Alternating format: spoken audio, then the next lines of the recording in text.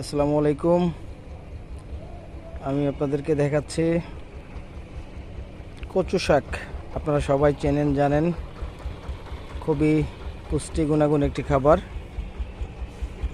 আমরা যারা গ্রামে থাকি বা গ্রামে বাস করি তারা ক্ষেতের আইল, রাস্তার ধার এবং পরিত্যক্ত জায়গায় খুব অনায়াসে হয়ে থাকে।